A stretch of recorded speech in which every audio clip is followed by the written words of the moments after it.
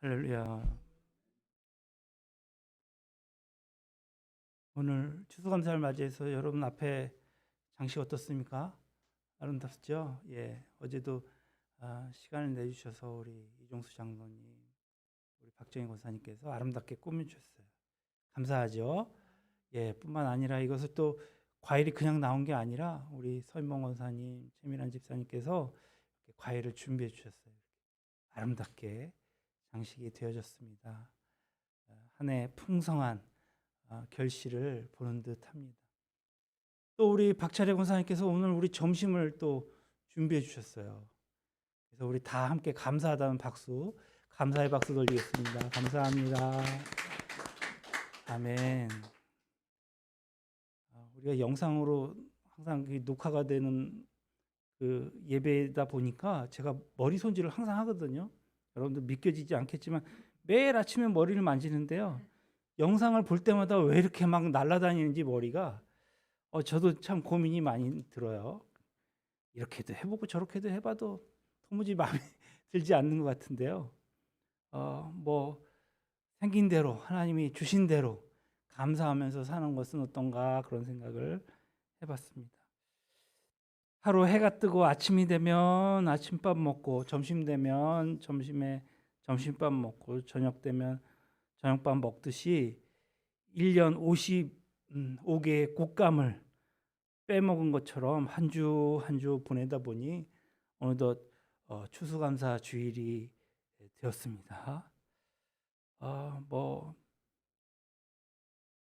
3년 동안 코로나에 이어서 전쟁의 소문과 또 금융 위기로 인해서 끝을 모르는 그 물가 상승 그리고 자연재해 뭐 그리 감사할 것이 있을까 싶다가도 이 자리에 앉아 있는 것을 보니 이것 자체만으로도 감사한 일이요. 주님의 그 큰 뜻을 알 길은 없지만 나를 연단하여서 정금같이 나아가게 하심을 믿고 이 또한 감사를 드립니다. 몸이 아프지만 이건 죽을 병이 아니다. 나이가 들어감에 따라 누구나 겪게 되는 아픔이라고 스스로 위로하면서 남들보다 조금 빨리 찾아온 이 불편함에 주님 만날 날이 가까웠음을 기대하며 감사를 드립니다.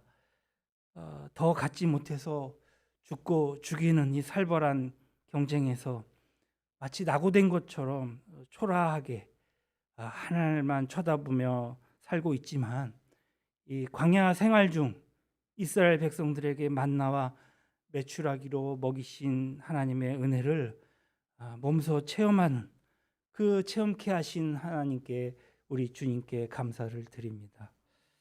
형제지간에도 오해하고 다투고 싸우고 연을 끊고 살고들 있지만 우리는 주님 안에서 새로 만들어주신 가족으로 생각하고 만나게 하시고 비록 나이, 성별, 모습, 생각은 다르지만 하나님 한 분만을 예배하고 예수 그리스도를 우리의 구원의 주님으로 믿으며 또 성령님의 도움 아니고서는 살 수 없다고 고백하는 서로를 위해서 기도해주고 축하해주고 때로는 안타까워 긍휼히 여기는 마음으로 눈물 흘려주는 우리 형제 자매들을 만나게 하심도 감사를 드립니다. 때로는 마음이 너무 힘들어서 왜 기도해도 응답이 없는가 그렇게 생각이 들기도 하고 어려움을 당해도 도와주지 않는 것 같아서 섭섭하고 나의 신앙을 의심할 때에 말없이 옆에 다가와서 함께 해주시는 우리 주님께 감사를 드립니다. 말 한마디 한마디 참 또 문자 한 글자 한 글자 때로는 오해하고 상처도 있고 마음에도 없는 말로 가슴을 후벼 파는 그러한 상처를 주는 말 그럼에도 사람이 그립다고 외로워 후회하다가 여전히 나를 사랑하신다는 그 주님의 말씀에 위로를 받고 힘을 얻게 되게 해 주심도 감사드립니다. 이렇게 2022년 추수감사절은 우리에게 찾아왔습니다. 여전히 주님은 변치 않고 우리 편이십니다. 또 함께 주신다는 사실 우리는 잊지 않습니다. 그것에 너무나도 감사의 박수를 올려드립니다. 하나님, 지난 2002년 우리와 함께 하신 주님을 찬양합니다. 할렐루야. 오늘은 인생의 함정을 보석함이 되게 하시는 하나님, 인생의 함정을 보석함이 되게 하시는 하나님이라는 제목으로 말씀 나누길 원합니다. 우리가 잘 알고 있는 요셉 이야기는 요셉이 구덩이에 던져져 있는 사건으로부터 시작되어집니다. 요셉은 형제들에 의해서 구덩이에 던져지고 애굽으로 팔려가고 또 보디발의 집에서 노예로 일하다가 누명으로 감옥에 갇혔다가 바로의 꿈을 해몽하는 기회를 얻어서 애굽의 총리가 되지요. 요셉이 던져진 구덩이가 있던 곳은 도단이라는 곳이었습니다. 도단은 이스라엘에서 가장 비옥한 이즈리엘 평야 최첨단에 위치하고 있는 곳입니다. 그런데 오늘 성경은 뭐라고 얘기합니까? 광야 구덩이에 던져졌다. 어떻게 된 것일까요? 여기서 광야는 어떻게 보면 지리적인 용어가 아니라 상징적인 의미로 사용했던 것으로 보입니다. 요셉이 구덩이에 던져줌으로 인해서 광야로 들어가게 되었다는 사실을 독자들에게 알려주기 위해서 광야 구덩이라는 표현을 한 것 같습니다. 이스라엘은 샘이 거의 없어요. 그래서 왜냐하면 집안이 안반층이기 때문에 비가 와도 물이 다 흘러버리고 내려가 버립니다. 그래서 땅에 스며들지 않기 때문이겠죠. 그래서 물을 저장할 수 있는 웅덩이를 파야 하는데 요셉이 던져진 구덩이는 바로 이 구덩이인 것입니다. 천만다행히도 요셉이 던져진 구덩이에서 물이 없었습니다. 웅덩이는 겨울에 비가 오면 가득 차고 여름이 지나서 가을쯤 되면 거의 다 말라버리거든요. 그래서 요셉이 비가 오게 되면 그 던져졌을 때가 한여름 혹은 가을 김목이었기에 다행이지 봄이나 초여름에 발생했다면 던져지자마자 물에 빠져 죽고 말았을 것입니다. 요셉에게 있어서 두 번째 구덩이는 보디발의 집이었습니다. 그곳에서 요셉은 10년 넘게 종살이를 해야 했습니다. 노예나 다름없었죠. 노예는 무엇입니까? 절대 자신의 힘으로는 노예 신분에서 벗어날 수가 없습니다. 평생 노예로 살다가 노예로 죽는 것입니다. 이렇게 요셉은 다시 한번 빠져나올 수 없는 구덩이에 던져졌습니다. 보디발의 집에서 그러나 인정받고 살고 또 그가 형통하다. 그런데 보디발의 아내가 날이면 날마다 유혹했습니다. 그러나 요셉은 유혹에 넘어가지 않고 단호히 거절했습니다. 이에 앙심을 품은 보디발의 아내는 요셉이 자신을 겁탈하려 했다며 누명을 씌웠고 이 일로 요셉은 감옥에 던져지게 되었습니다. 보디발은 당장 그 자리에서 요셉을 죽일 수도 있었지만 그러나 살려주었습니다. 그렇다면 왜 요셉을 죽이지 않았을까요? 랍비들은 이렇게 말합니다. 아내가 보여주는 요셉의 옷을 살펴보니 보디발이 보기에 아내가 거짓말한 것으로 그렇게 바로 알아차렸다고요. 그녀의 말대로라면 요셉의 옷은 앞이 찢어져 있어야 하는데 뒤가 찢어져 있었기 때문입니다. 도망가는 요셉을 정말 도망가지 못하도록 뒤에서 붙잡았다가 옷이 벗겨지고 찢어졌던 것이죠. 보디발은 그녀가 무슨 짓을 했는지 아마도 바로 눈치챘을 것입니다. 그러나 내색할 수 없었습니다. 사실을 밝히면 집안 망신이고 자기 체면도 정말 체면도 말이 아니기 때문이었겠죠. 그래서 그는 모든 것을 묻어두기로 하고 요셉을 간단하게 감옥에 가두는 선에서 일을 마무리했던 것입니다. 이렇게 그는 더 깊은 구덩이에 던져졌습니다. 감옥에 던져졌습니다. 요셉이 갇혔던 감옥은 어떤 곳이냐? 요셉이 자신이 꿈을 해몽해 준 그 신하에게 뭐라고 말을 하냐면 나는 히브리 땅에서 끌려온 자요 여기서도 옥에 갇힐 일은 그 옥에 갇혔다 행하지 아니하였다 이렇게 얘기합니다. 여기서 옥은 히브리어로 보르라고 하는데 역시 구덩이를 의미합니다. 그러니까 요셉이 갇혔던 감옥은 다름 아닌 구덩이였던 것이죠. 고대 많은 감옥들이 사실은 이런 구덩이로 이렇게 설치되었습니다. 예레미야서에 보면은 예레미야 선지자가 감옥에 갇혔던 것도 구덩이다 이렇게 얘기하고 있지 않습니까? 그래서 요셉은 이 구덩이 감옥에서 바로의 그 신하의 꿈을 해몽하게 되었고, 그를 통해서 바로의 꿈을 해몽하게 되어 결국은 총리의 자리까지 오를 수 있게 됩니다. 이처럼 요셉은 3번씩이나 빠져나올 수 없는 구덩이에 던져졌습니다. 하지만 하나님은 요셉이 구덩이에 던져질 때마다 그를 꺼내 주셨습니다. 1번도 아니고 2번도 아니고 3번씩이나 말입니다. 요셉이 애굽 총리가 된 후에 아버지를 장사 지내기 위해서 가나안으로 잠시 돌아온 적이 있었습니다. 유대인들의 전승에 따르면 요셉이 그가 던져진 구덩이를 지나가게 되었다는 거예요. 그러다 잠시 발걸음을 멈추고 그 구덩이 가까이 가서 생각에 잠겼습니다. 그 구덩이가 어떤 구덩이입니까? 형제들이 그를 죽이려고 던져졌던 구덩이가 아니겠습니까? 생각하기도 싫은 과거가 생각났을 것입니다. 그런데 요셉은 그 구덩이를 향해서 축복하고 하나님께 감사드렸다고 합니다. 이 구덩이에 던져짐으로써 때문에 결과적으로는 바로의 다음 가는 자리까지 올라갈 수 있었지요. 우리는 인생의 밑바닥까지 내려갔다가 정상의 자리로 올라간 요셉의 이야기를 매우 좋아합니다. 그러나 우리가 알아야 할 것이 있습니다. 여기서 요셉의 이야기의 핵심은 그가 어떤 꿈을 꾸었느냐가 아니라는 것입니다. 요셉에 관한 이야기는 창세기 37장부터 50장까지 14장에 걸쳐 나옵니다.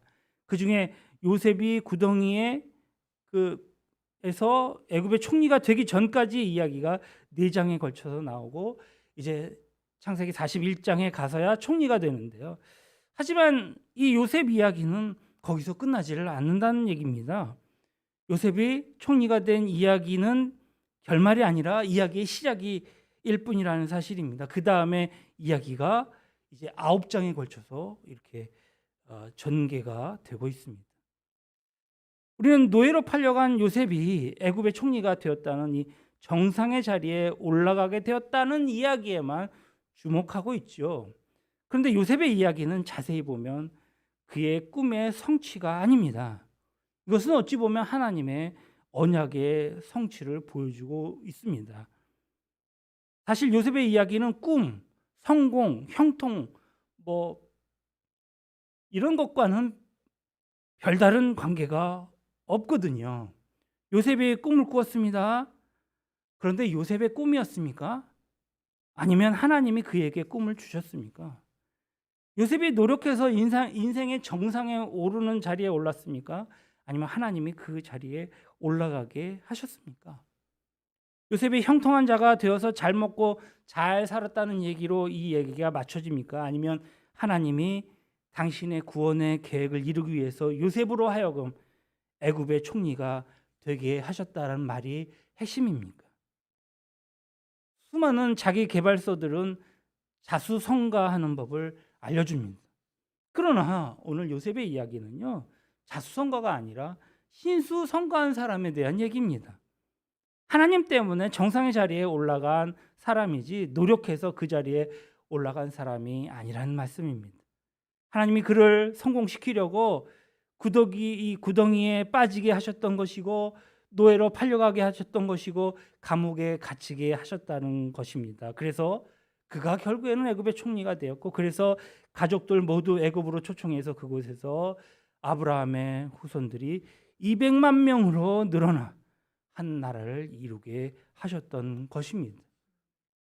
이 일을 위해 요셉을 선택하셨고, 이 일을 요셉으로 하여금 모든 과정을 겪게 하셨더라. 그런데 우리가 생각해야 할 것은 그것을 우리가 요셉의 인생으로 우리를 대입시켜서는 안 될 것입니다. 왜냐하면 우리가 요셉처럼 산다고 요셉처럼 성공하게 되는 것은 아니기 때문입니다. 우리 성경을 잠깐 보겠습니다. 창세기 39장 2절 3절 여호와께서 요셉과 함께 하심으로 그가 형통한 자가 되어 그의 주인 애굽 사람의 집에 있으니. 3절 그의 주인이 여호와께서 그와 함께, 여기서 요셉입니다. 그는 함께 하심을 보며 또 여호와께서 그의 범사에 형통하게 하심을 보았더라. 23절을 다시 한번 볼까요? 간수장은 그의 손에 맡긴 것을 무엇이든지, 이게 요셉의 손에 맡긴 것을 무엇이든지 살펴보지 아니하였으니 이는 여호와께서 요셉과 함께 하심이라. 여호와께서 그를 범사에 형통케 하셨더라. 성경은 요셉이 종으로 팔렸음에도 뭐라고요? 형통했다라고 말합니다. 세상에서는 이런 사람을 보고 형통했다라고 말합니까? 말하지 않습니다. 그러니까 이 형통은 히브리어로 찰라흐인데 이 말의 원뜻은 이것입니다.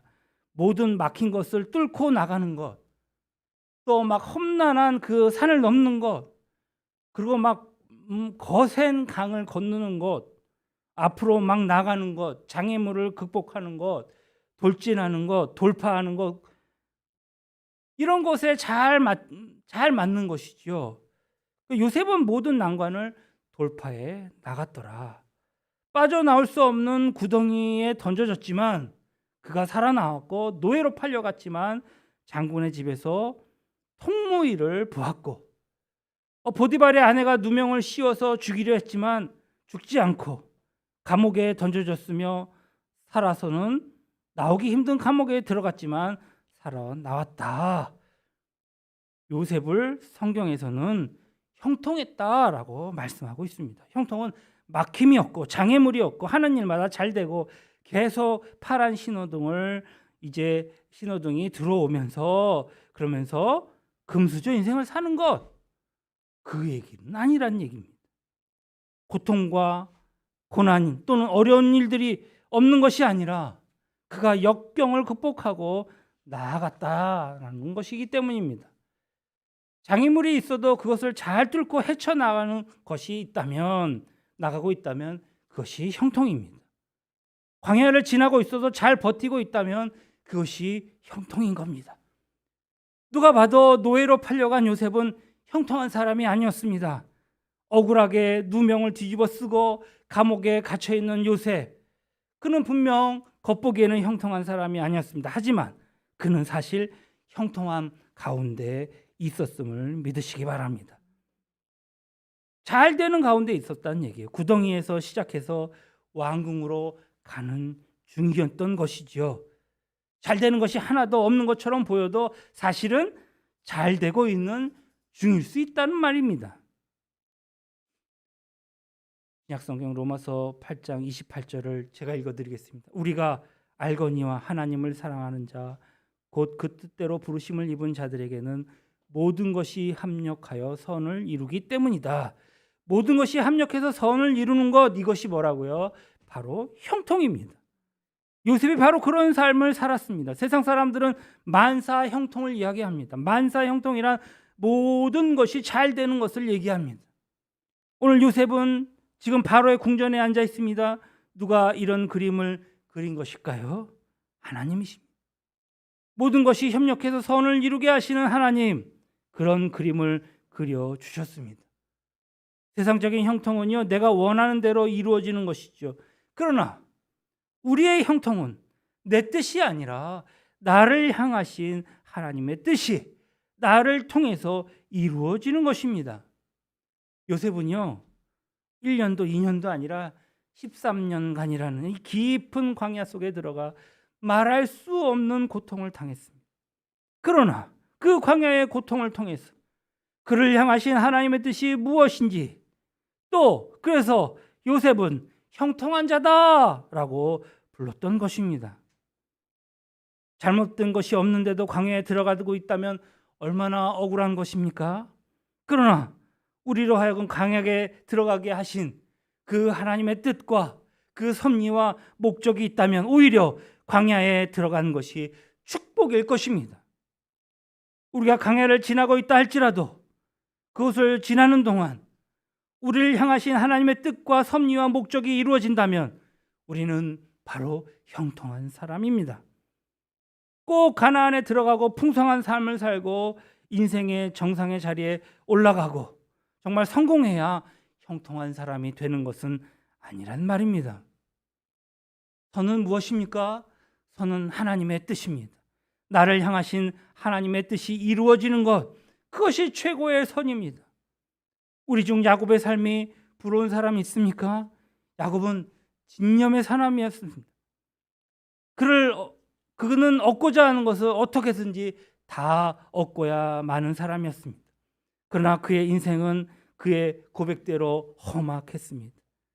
바로 앞에서 그가 자기를 고백할 때에 창세기 47장 9절에 뭐라고 얘기합니까? 내 나그네의 길의 세월이 130년이니이다. 내 나이가 얼마 못되니 우리 조상의 나이의 길에 연조에 미치지 못합니다. 그리고 뭐라고 합니까? 험악한 세월을 보내었나이다. 여러분, 우리는 요셉을 부러워합니다. 정말 요셉이 부럽습니까? 만일 우리나 우리의 자녀가 아프리카의 노예로 팔려가서 10년 넘게 노예 생활을 하는 것도 모자라서 억울하게 누명을 쓰고 감옥에 갇혔다가 또 그곳에서 극적으로 나와서 총리가 될 수 있다면 혹시 그렇게 할 수 있겠습니까? 자녀들이 오진 고생을 하고 요셉과 같이 그런 인물이 바라기를 원하지만 요셉처럼 사는 것 원하는 사람은 아무도 없을 것입니다. 여러분, 모세가 부러우십니까? 만델라 남아프리카 공화국 그 대통령은 20년 넘게 감옥 생활하다가 풀려난 대통령이 되었습니다. 그런데 모세는 만달라보다 더 했습니다. 모세는 인생의 3분의 1을 감옥과도 같은 광야에서 숨어야 했습니다. 그 광야에 나온 후에 출애굽 지도자로 또 광야에서 40년을 살아야만 했습니다. 다윗은 어떻습니까? 목동이었던 다윗이 왕이 되었습니다. 개천에서 용이 난 것입니다. 그러나 그는 왕이 되기 전에 13년 동안 사울을 피해 다니며 광야에 숨어 다녔다 했지 않았습니까? 왕이 된 후에도 세 아들들이 죽고 죽이는 꼴을 봐야 했습니다. 자기의 아들인 압살롬은 왕이 되려고 아버지 다윗을 향하여 반기를 들고 쿠데타를 일으켰습니다. 다윗이 경황 없이 도망치느라 신발도 신지 못한 채 울면서 감람산을 넘어갔다 얘기는 유명합니다. 엘리야는요, 능력도 있고 기도한 대로 응답받는 선지자였습니다. 놀라운 기적을 일으키는 사람이었습니다. 그러나 그러면 얼마나 좋겠습니까? 그는 특심을 가지고 하나님의 일을 했지만 그에게는 열매가 없었습니다. 백성들이 하나님께로 돌아오지 않았기 때문입니다. 그는 결국 낙심되어서 광야로 들어가 노뎀나무 아래서 죽기를 기도하는 것을 보게 됩니다.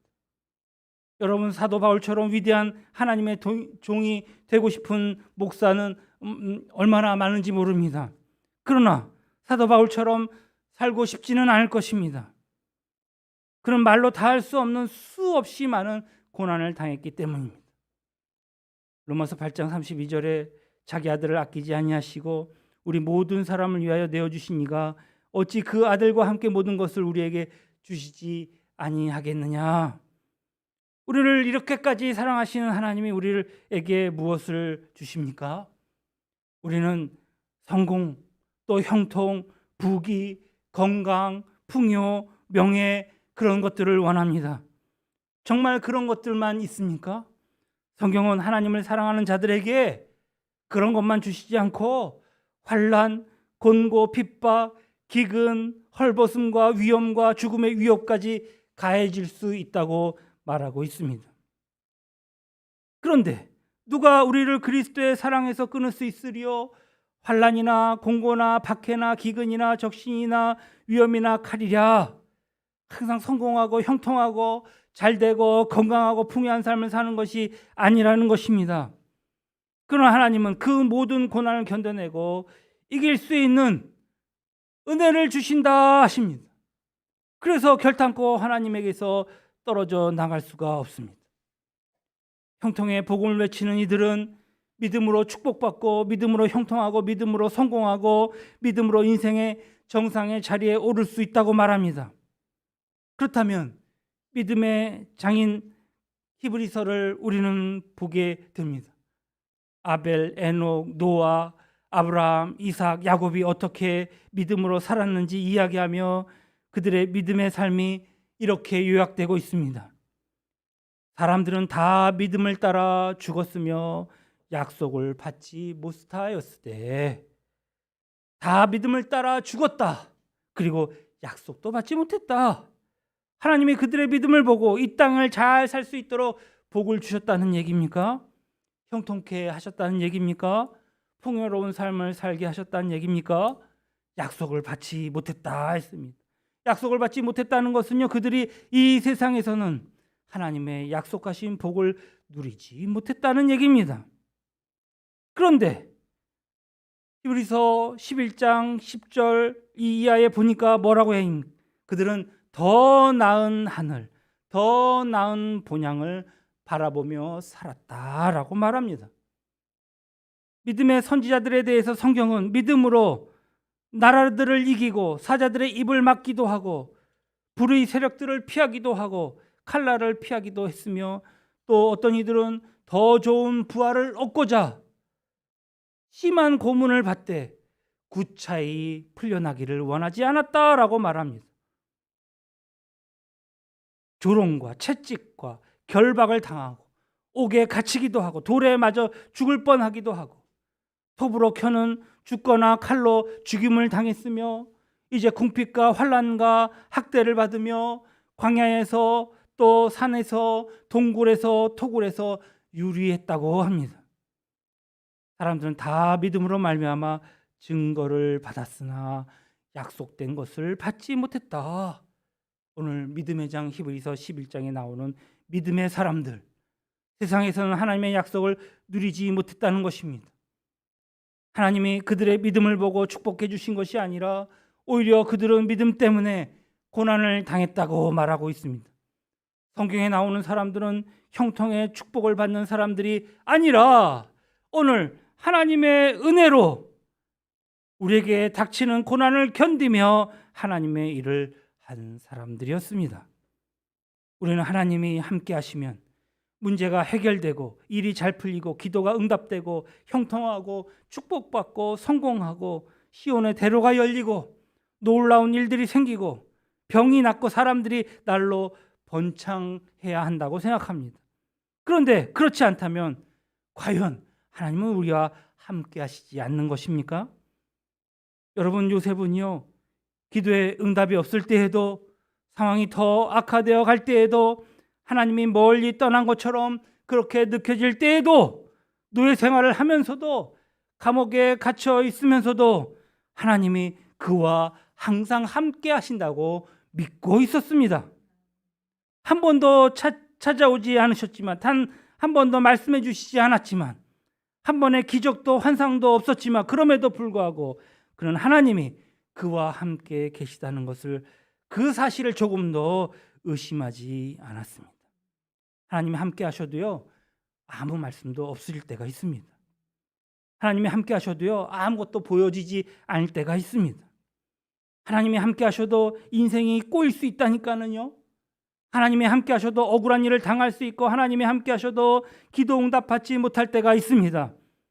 요셉은 기도했지만 상황은 변하지 않았을 것입니다. 13년 동안. 하지만 요셉이 그런 상황 속에서 버텨나갈 수 있었던 것은 하나님이 그와 함께 하신다는 것을 믿고 있었기 때문입니다. 하나님의 음성은 들리지 않았지만, 그러나 그 순간에도 하나님은 요셉과 함께 하셨으며 요셉을 인도하고 계셨습니다. 할렐루야. 그리고 요셉도 그렇게 믿었습니다. 오늘 사랑하는 성도 여러분, 하나님의 얼굴이 안 보여도, 하나님의 손길이 느껴지지 않아도, 하나님의 음성이 들리지 않아도, 오늘 2022년 추수감사절을 맞았어. 지나갔던 이 해를 돌아보니, 그때도 하나님이 나와 함께 하셨구나, 그렇게 깨닫게 되기를 축원합니다. 당신이 삶 속에서 체험하는 하나님은 어떤 하나님이십니까? 부르면 대기하고 있다가 응답하시는 하나님, 넘어지면 얼른 달려가서 일으켜주시는 그러한 하나님이십니까? 아니면 때마다 일마다 나타나지는 않지만 약속해 주시고 불러도 못 들은 척, 봐도 못 본 척, 넘어져도 혼자 일어나기를 기다리시는 오늘 요셉의 하나님이십니까? 이와 같은 때에도 주님은 나와 함께 계셨습니다. 이와 같은 때에도 주님은 역사하고 계십니다. 이와 같은 때에도 주님은 나를 어디론가 인도하고 계심을 믿습니다. 오늘 2022년도 추수감사절을 맞아서 우리와 함께하고 계시는 우리 주님께 감사하며 그를 찬양하기를 원합니다. 할렐루야. 은혜 아니면 살아갈 수가 없네. 호흡마저도 다 주의 것이니 세상 평안과 위로 내게 없어도 예수, 오직 예수뿐이네. 다시 하겠습니다. 은혜 아니면 살아갈 수 없네. 은혜 아니면 살아갈 수가 없네. 도움마저도 다 주의 것이니 세상 평안과 위로 내게 없어도 예수, 오직 예수뿐이네. 크신 계획 다 볼 수도 없고 작은 고난에 지쳐도 죽게 묻게 나의 모든 사 그리고 견디게 하시네. 은혜 아니면 살아갈 수 없네. 은혜 아니면 살아갈 수가 없네. 나의 모든 것 다 주에 맡기니 참된 평안과 위로 내게 주신 예수, 오직 예수뿐. 우리 한 번만 더 합시다. 은혜 아니면 살아갈 수 없네. 은혜 아니면 살아갈 수가 없네. 도움마저도 다 주의 것이지 세상 평안과 위로 내게 없네. 예수, 오직 예수뿐이네. 크신 계획, 아멘. 크신 계획 볼 수도 없고 작은 고난에 지쳐도 죽게 묻기 나의 모든 사 버티고 견디게 하시네. 은혜 아니면 살아갈 수 없네. 은혜 아니면 살아갈 수가 없네.